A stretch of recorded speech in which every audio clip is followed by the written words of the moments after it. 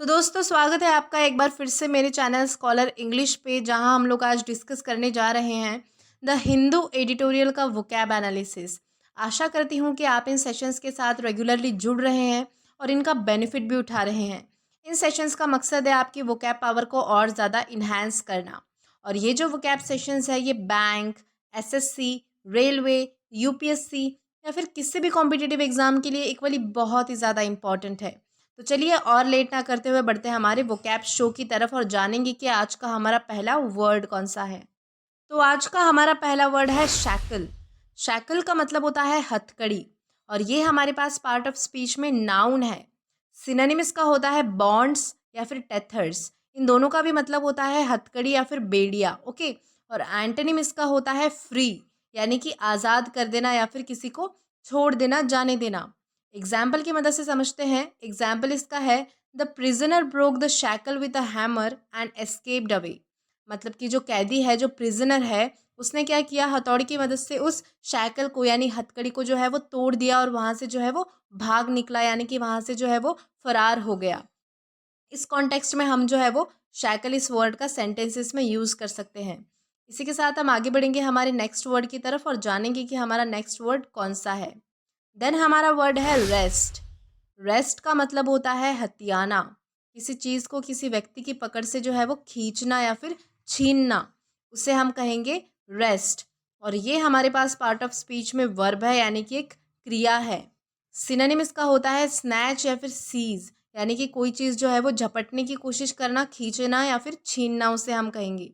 इसीलिए हम इसका सिनोनिम क्या है, स्नैच या फिर सीज। और एंटोनिम इसका है गिव या फिर लेट गो, यानी कि कोई चीज़ जो है वो किसी को देना या फिर किसी बात को जो है वो जाने देना। एग्जाम्पल की मदद से देखते हैं। एग्जाम्पल इसका है the officer manage to wrest the gun from his grasp. मतलब जो ऑफिसर है उसने कैसे जैसे करके जो है वो उसके हाथों से, उसकी पकड़ से जो है वो गन जो है वो छीनने की, हथियाने की कोशिश की। इस कॉन्टेक्स्ट में हम जो है वो रेस्ट इस वर्ड का यूज़ कर सकते हैं। इसी के साथ हम आगे बढ़ेंगे हमारे नेक्स्ट वर्ड की तरफ और देखेंगे कि हमारा नेक्स्ट वर्ड कौन सा है। देन हमारा वर्ड है बेकन। बेकन का मतलब होता है इशारा करना। अपने हाथ से या फिर किसी भी तरीके से जो है वो किसी व्यक्ति को इशारा करना, उसे हम कहेंगे बेकन। और ये हमारे पास पार्ट ऑफ स्पीच में वर्ब है, यानी कि एक क्रिया है। सिनोनिम इसका होता है जेस्चर या फिर सिग्नल, यानी कि किसी को इशारा करना। और एंटोनिम इसका होता है रिप्लाई, यानी कि मुंह जुबानी बोलकर जो है वो किसी को उत्तर देना या फिर आंसर करना, उसे हम कहेंगे रिप्लाई। एग्जाम्पल की मदद से समझते हैं। एग्जाम्पल इसका है the robber beckon his companion to come over. मतलब जो रॉबर है, जो डकैती है, जो चोर है, उसने क्या किया, अपने साथीदार को जो है वो इशारा किया। किस चीज़ के लिए, अंदर आने के लिए, अपने साथ आने के लिए। इस कॉन्टेक्स्ट में हम क्या बेकन इस वर्ड का अलग अलग सेंटेंसेस में यूज़ कर सकते हैं। इसी के साथ हम आगे बढ़ेंगे हमारे नेक्स्ट वर्ड की तरफ और देखेंगे कि हमारा नेक्स्ट वर्ड कौन सा है। देन हमारा नेक्स्ट वर्ड है गार्नरिंग। गार्नरिंग का मतलब होता है जमा करना। किसी चीज़ को, किसी इंफॉर्मेशन को इकट्ठा करना या फिर पा लेना, उसे हम कहेंगे गार्नरिंग। और ये हमारे पास पार्ट ऑफ स्पीच में वर्ब है, यानी कि क्रिया है। इसका रूट वर्ड होता है गार्नर और ये भी हमारे पास पार्ट ऑफ स्पीच में वर्ब है, यानी कि क्रिया है। और इसका भी मतलब होता है जमा करना या फिर इकट्ठा करना। सिनोनिम इसका है गैदर या फिर कलेक्ट। और एंटोनिम इसका होता है लॉजिंग। लॉजिंग का मतलब होता है किसी चीज़ को खो देना। और एग्जाम्पल की मदद से समझते हैं। एग्जाम्पल इसका है the play has garnered much praise and several awards. मतलब जो प्ले है, जो नाटक है, उसने क्या, बहुत सारी तारीफ, बहुत सारी सराहना और कुछ अवार्ड जो है वो बटोरे, यानी कि कुछ अवार्ड जो है वो उसने जमा किए। इस सेंस में हम जो है वो गार्नरिंग इस वर्ड का अलग अलग सेंटेंसेस में यूज़ कर सकते हैं। इसी के साथ हम आगे बढ़ेंगे हमारे नेक्स्ट वर्ड की तरफ और देखेंगे कि हमारा नेक्स्ट वर्ड कौन सा है। देन हमारा वर्ड है रम्बलिंग। रम्बलिंग का मतलब होता है गड़गड़ाहट होना, एक प्रकार की आवाज़ है ये। ओके। और ये हमारे पास पार्ट ऑफ स्पीच में वर्ब है, यानी कि क्रिया है। इसका रूट वर्ड होता है रम्बल। ये हमारे पास पार्ट ऑफ स्पीच में नाउन है और इसका मतलब होता है गड़गड़ाहट। ओके। सिनोनिम इसका होता है थंडर। थंडर का मतलब होता है गूंजना या फिर गड़गड़ाहट होना। एग्जाम्पल है, एग्जाम्पल इसका है कि I am so hungry that my stomachs rumbling. मतलब कि मैं इतना भूखा हूँ, मुझे इतनी ज़ोर से भूख लगी है कि जिसके वजह से जो है वो मेरे पेट से आवाज़ें आ रही है, मेरे पेट में गड़गड़ाहट हो रही है।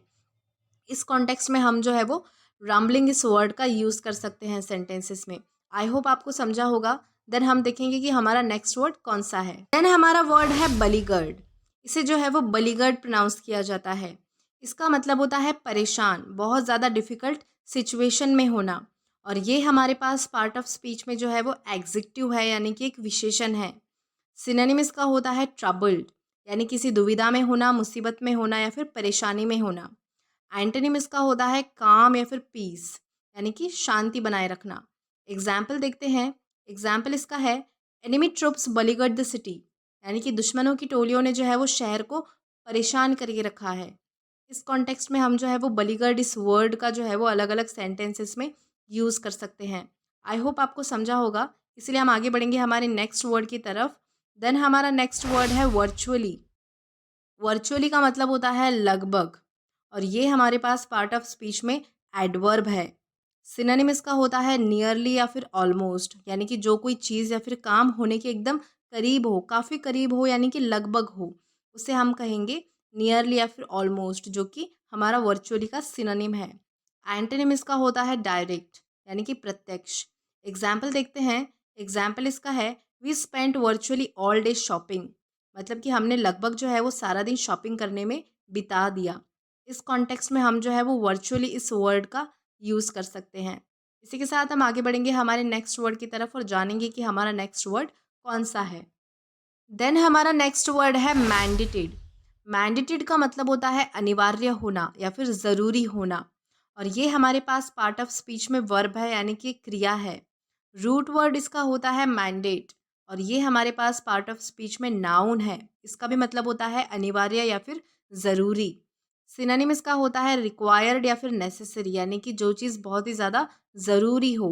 और एंटोनिम इसका होता है ब्रेक या फिर डिनायल, यानी कि जिस चीज़ का हम रिफ्यूज़ करते हैं, जिस चीज़ का हम उल्लंघन करते हैं या फिर मना करते हैं जिस चीज़ के लिए। एग्जाम्पल देखेंगे। एग्जाम्पल इसका है the law mandates that every car have seat belts, यानी कि हमारे लॉ ने जो है ये चीज़ अनिवार्य की है, ये चीज़ बहुत ज़रूरी मानी गई है हमारे लॉ की तरफ से कि हर कार में जो है वो सीट बेल्ट्स होने ही चाहिए। इस कॉन्टेक्स्ट में हम जो है वो मैंडेटरी इस वर्ड का अलग अलग सेंटेंसेस में यूज़ कर पाएंगे। इसी के साथ हम आगे बढ़ेंगे हमारे नेक्स्ट वर्ड की तरफ। देन हमारा नेक्स्ट वर्ड है ऑब्विएट। ऑब्विएट का मतलब होता है छुटकारा पाना, किसी चीज़ से जो है वो पीछा छुड़वाना, उसे हम कहेंगे ऑब्विएट। और ये हमारे पास पार्ट ऑफ स्पीच में वर्ब है, यानी कि क्रिया है।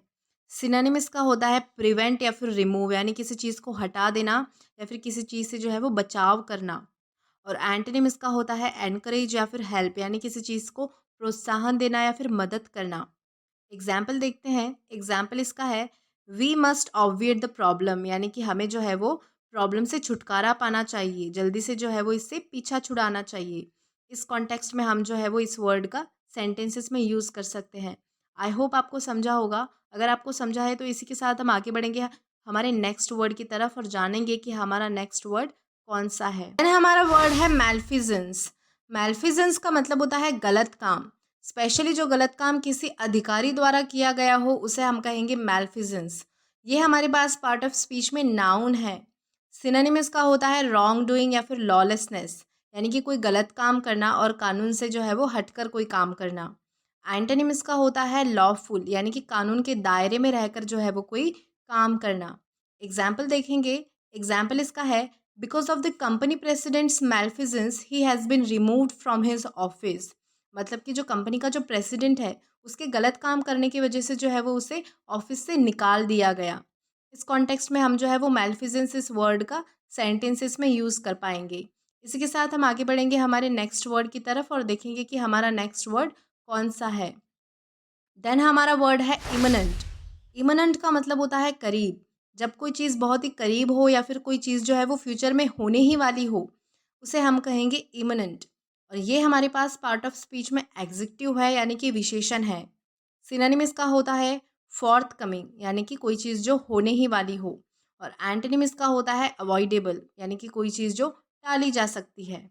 एग्जाम्पल इसका है this patients are facing imminent death, मतलब कि ये जो पेशेंट्स है, ये जो मरीज़ है, ये मौत के बहुत ही ज़्यादा करीब है। इनकी मौत जो है वो बहुत ही ज़्यादा करीब है, इनकी मौत कभी भी हो सकती है। इस कॉन्टेक्स्ट में हम जो है वो इमिनेंट इस वर्ड का यूज़ कर सकते हैं। इसी के साथ हम आगे बढ़ेंगे हमारे नेक्स्ट वर्ड की तरफ और देखेंगे कि हमारा नेक्स्ट वर्ड कौन सा है। देन हमारा वर्ड है एनाक्रोनिस्टिक। एनाक्रोनिस्टिक का मतलब होता है प्राचीन या फिर पुराना, जो चीज़ बहुत ज़्यादा पुरानी हो, एंशियंट हो। और ये हमारे पास पार्ट ऑफ स्पीच में एग्जेक्टिव है, यानी कि विशेषण है।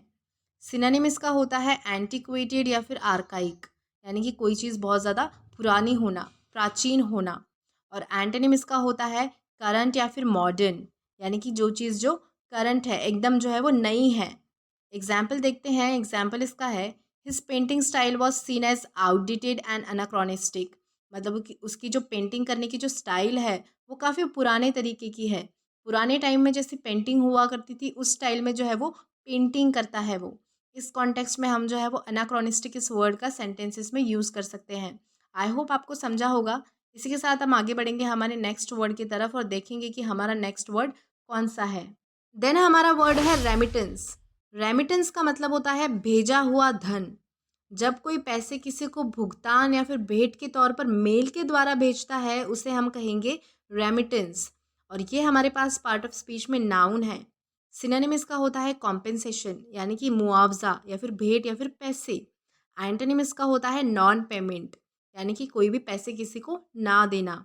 एग्जाम्पल देखते हैं। एग्जाम्पल इसका है your last month salary will be paid by remittance. मतलब तुम्हारी जो पिछले महीने की जो सैलरी है वो कैसी भेजी जाएगी? रेमिटेंस के द्वारा, यानी कि रेमिटेंस के तौर पे मेल द्वारा जो है तुम्हारी सैलरी, तुम्हारी पिछले महीने की जो सैलरी है तुम्हें भेजी जाएगी।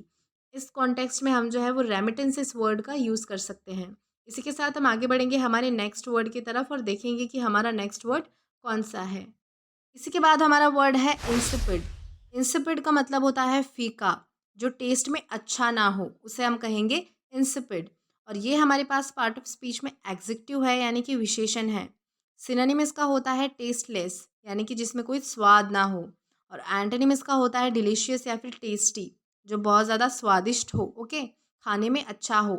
और एग्जाम्पल देखते हैं। एग्जाम्पल इसका है a mixture of milk and water is a insipid drink. यानी कि पानी और दूध का जो मिक्सचर है वो बहुत ही ज़्यादा एक फीका ड्रिंक है, मतलब पीने में बिल्कुल भी अच्छा नहीं लगता है, टेस्ट में बिल्कुल भी अच्छा नहीं लगता है। इस कॉन्टेक्स्ट में हम जो है वो इंसिपिड इस वर्ड का अलग अलग सेंटेंसेस में यूज़ कर सकते हैं। आई होप आपको समझा होगा। तो इसी के साथ हम आगे बढ़ेंगे हमारे नेक्स्ट वर्ड की तरफ। देन हमारा नेक्स्ट वर्ड है करटेल। करटेल का मतलब होता है घटाना, किसी चीज़ को घटाना या फिर कम करना, उसे हम कहेंगे करटेल। और ये हमारे पास पार्ट ऑफ स्पीच में वर्ब है, यानी कि क्रिया है। सिनोनिम इसका होता है डिक्रीज या फिर डिमिनिश, यानी किसी चीज़ को कम करना या फिर घटा देना। और एंटोनिम इसका होता है इंक्रीज या फिर लेंथन, यानी किसी चीज़ को जो है वो बढ़ाना। एग्जाम्पल देखेंगे। एग्जाम्पल इसका है we must try to curtail our spending. यानी हमें जो है वो हमेशा अपने खर्चे जो है वो कम करने की कोशिश करनी चाहिए, अपने खर्चे जो है वो कम करने की हमें कोशिश करती रहनी चाहिए। इस कॉन्टेक्स्ट में हम जो है वो करटेल इस वर्ड का सेंटेंसेस में यूज़ कर सकते हैं। देन हम आगे बढ़ेंगे हमारे नेक्स्ट वर्ड की तरफ और देखेंगे कि हमारा नेक्स्ट वर्ड कौन सा है। देन हमारा वर्ड है सैल्वेज। सैल्वेज का मतलब होता है नुकसान होने से बचाना। और ये हमारे पास पार्ट ऑफ स्पीच में वर्ब है, यानी कि क्रिया है। सिनोनिम इसका होता है रेस्क्यू या फिर रिस्टोर। रेस्क्यू का मतलब होता है किसी चीज़ को बचा लेना, ओके, किसी चीज़ को ढूंढकर बचा लेना।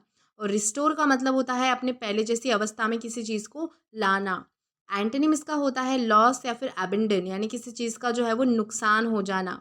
एग्जाम्पल देखेंगे। एग्जाम्पल इसका है we only manage to salvage 2 paintings from the fire. मतलब हमने जो है वो आग में सिर्फ 2 पेंटिंग जलने से हम बचा पाए, सिर्फ 2 ही पेंटिंग जो है हम वो आग में जलने से बचा पाए। इस कॉन्टेक्स्ट में हम जो है वो सैल्वेज इस वर्ड का यूज़ कर सकते हैं। इसी के साथ हम आगे बढ़ेंगे हमारे नेक्स्ट वर्ड की तरफ। देन हमारा नेक्स्ट वर्ड है प्रोग्नोस्टिकेशन। प्रोग्नोस्टिकेशन का मतलब होता है भविष्यवाणी। और ये हमारे पास पार्ट ऑफ स्पीच में नाउन है। रूट वर्ड इसका होता है प्रोग्नोस्टिकेट।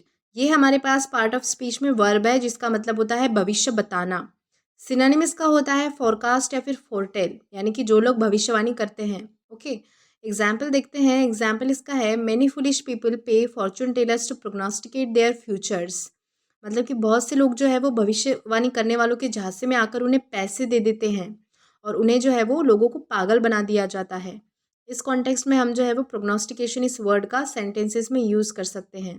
देन हम बढ़ेंगे आगे और देखेंगे कि हमारा नेक्स्ट वर्ड कौन सा है। देन हमारा वर्ड है मॉनिटरी। मॉनिटरी का मतलब होता है मुद्रा या फिर करेंसी। ये हमारे पास पार्ट ऑफ स्पीच में एग्जेक्टिव है यानी कि विशेषण है।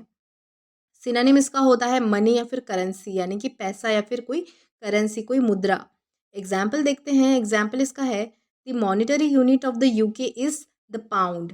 यानी कि जो यूके की जो मॉनिटरी यूनिट है यानी कि यूके की जो करेंसी है उसे क्या बोला जाता है, पाउंड कहा जाता है वहाँ के पैसों को। इस कॉन्टेक्स्ट में हम जो है वो मॉनिटरी इस वर्ड का यूज़ कर पाएंगे। इसी के साथ हम आगे बढ़ेंगे हमारे नेक्स्ट वर्ड की तरफ और देखेंगे कि हमारा नेक्स्ट वर्ड कौन सा है। देन हमारा नेक्स्ट वर्ड है शनिंग। शनिंग का मतलब होता है त्यागना, किसी चीज़ को अवॉइड करना, इग्नोर करना, रिजेक्ट करना या फिर परहेज़ करना किसी चीज़ का, उसे हम कहेंगे शनिंग। ये हमारे पास पार्ट ऑफ स्पीच में एग्जेक्टिव है यानी कि विशेषण है। रूट वर्ड इसका होता है शन, जिसका मतलब होता है त्यागना, और ये भी हमारे पास पार्ट ऑफ स्पीच में वर्ब है यानी कि एक क्रिया है।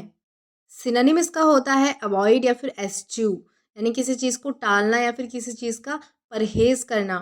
और एंटोनिम इसका होता है एक्सेप्ट या फिर सीक, यानी कि किसी चीज़ को जो है वो अपने एक्सेप्टेंस में लाना, स्वीकार करना, एक्सेप्ट करना। एग्जाम्पल देखेंगे। एग्जाम्पल इसका है they wear simple clothes and shun modern clothes.